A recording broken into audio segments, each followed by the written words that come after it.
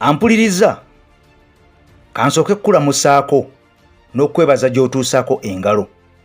Oli ku EKTV nange AK Master okubeera nga nkulembera tusaabale. Bingi ebigenda mu maaso mu ggwanga Uganda oba oliawo n'amawanga agatwetoolodde aga East Africa nga mu ggwanga ery'e Kenya. Wulira mukwano gwange ampuliriza entiisa ekyagendera ddala mu maaso oluvannyuma lwa pasita okubeera nga yatirimbula abantu abakwatira ddala eyo mu lunaana. Ampuliriza era nga abantu bano yattabatte bonna nga tewaliwo kisa kyonna. Ebintu bino tubyogerako osobola okubeera nga obitegeera oba oliawo omanye omusumbawo ddala kyayogerako kyakola era ky'omulaba kyafaananaawo kyali oba ekiro afuuka ekirala. Kati wulira entiisa ampuliriza ojjako kasonako olwaleero obadde okyali ku kibwetere ono yayokya bannayuganda omwali abaana abato omwali abakyala ab'embuto omwali abasajja abakadde ng'abaggalidde mu kyaki bonna n'abakoleeza omuliro bwe bato ne basirikka ne bava mu bulamu bw'ensi eno ng'amaze okubeera ng'abanyagako ebyobugagga bonna bye baalina bwe batyo n'akunnumba nabyo era naguno gwaka ontaddangamu kubeera ng'alabikako. Kati wulira n'obuwombeefu nkusaba vidiyo nsooka ogimpeera ekigalo bw'obanga oli mpya osubscribinge ku channel yaffe n'obuwombeefu ate okone ne kadde tutambulenga ffenna.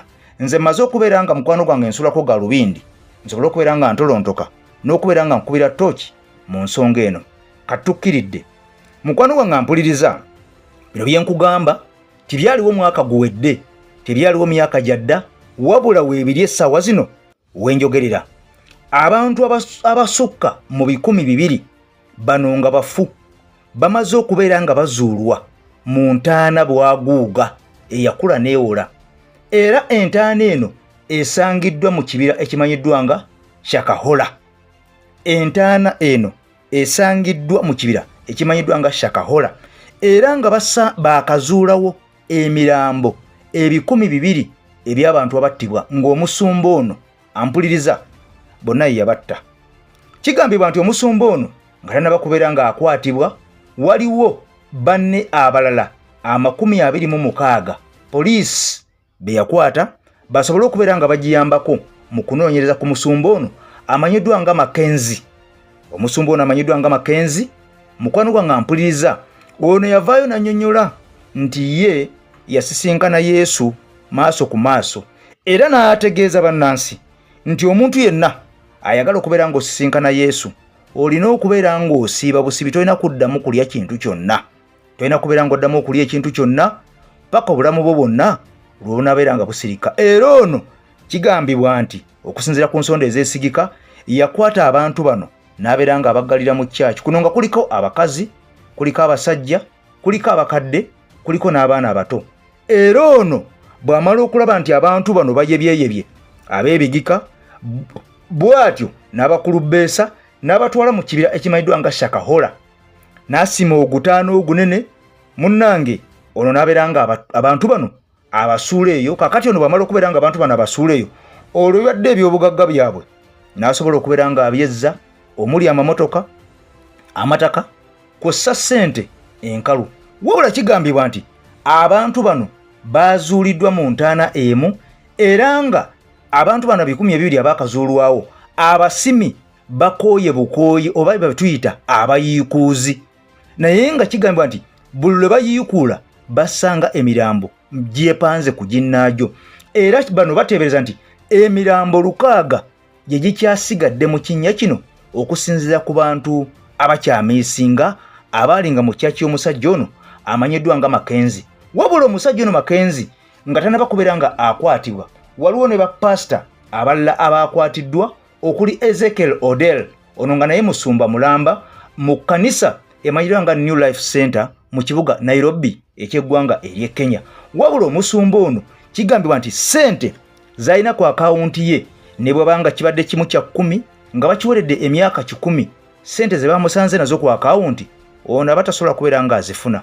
Era kigambibwa nti ono abadde alina kyamanyi ku nsonga eno ey'abantu bano Pastor Makenzi babadde ajja nga awamba n'okubeera nga abasiibye enjala n'okubeera nga abawuddisa n'okubeera nga abalimbalimba mpaka lebafa. Wabula ekyennaku oba ekyennyamiza, abantu bano abasinga basangiddwa nga emirambo gyabwe nga tegiri mu bibumba, nga tegiri mu biwoowoolo, nga temuli mitima, era nga n'ensigo ampuliza teziriimu.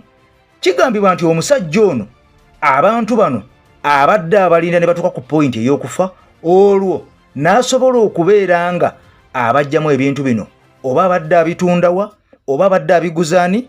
Mukwano gwange ampuliriza, nze naawe poliisi ekyagenda mu maaso n'okubeera nga enoonyereza ku nsonga eno, era ejja kuba nga etuwa ekisembayo ekituufu ku bintu bino lwaki byabaddewo. Wabula bafamily members ab'abantu bano, family members bawerako amaka g'abantu 600. Kigambibwa nti bano bagenze ku poliisi emanyiddwa nga Bombomo police station ne balipootinga keesi z'abantu baabwe abamiisinga. Family z'abantu 600 be bagenze ku poliisi emanyiddwa nga Bombomo police station, bwe batu ne bawaayo okwemulugunya kwabwe nti abantu baabwe bamiisinga, era nga abantu bano baali mu kyaki y'emu ey'omusajja ono amanyiddwa nga Pastor Mackenzie. Wabula Pastor Mackenzie yaleetebwa mu kooti naye n'addizibwayo okumala wiiki endala 3 basobole okubeera nga bakola okunoonyeza oba oliawo okuli tharale ku nsonga zino. Olwo nasooka akomezebwawo mu kooti annyonnyole ensi abantu bano ddala bwe yali atwala ewa Yesu, Yesu yamusangawa.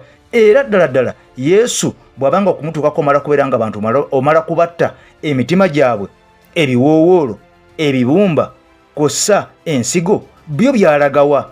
Era bwe kiba nga abantu bano baafa bufi, lwaki internal organs teziriimu?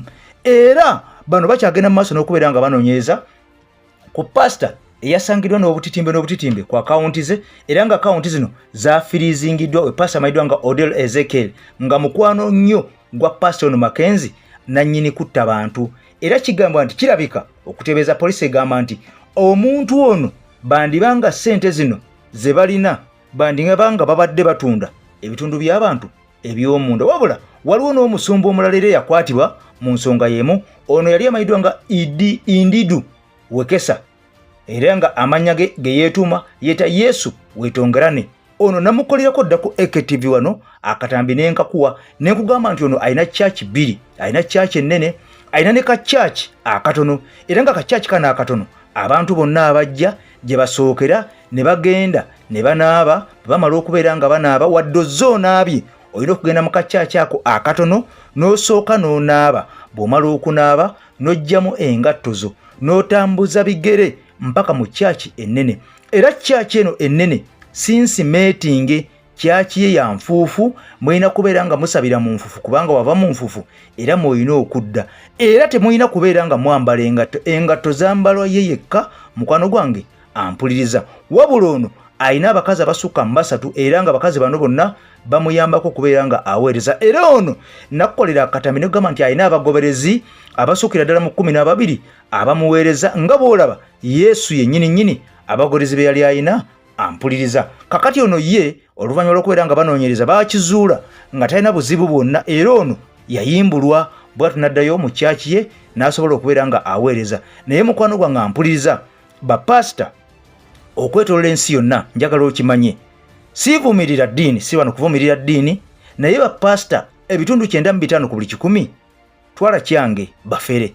Gwe gw'olabanga pasita n'omutendeeza mukwano gwange ampuliriza, yakusiba obwongo, yakusiba eddogo, mufere awedde emirimu, kubanga ebintu bingi nnyo ebizze nga byekulubeeseza ku bapasita atali omu, abatali 2, abatali 3.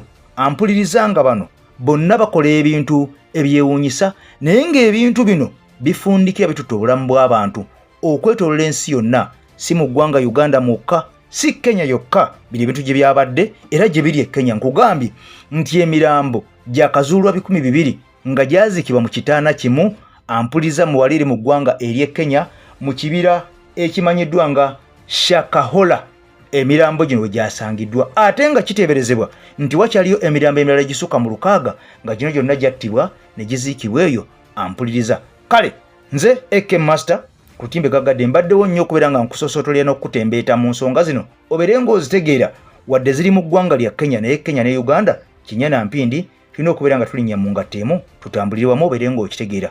Mukama Katonda akunkumire, atakumira mpeera, akumpeera ebirungi byonna byonna by'oyagala. I sign out for now. Bye bye. Bye bye.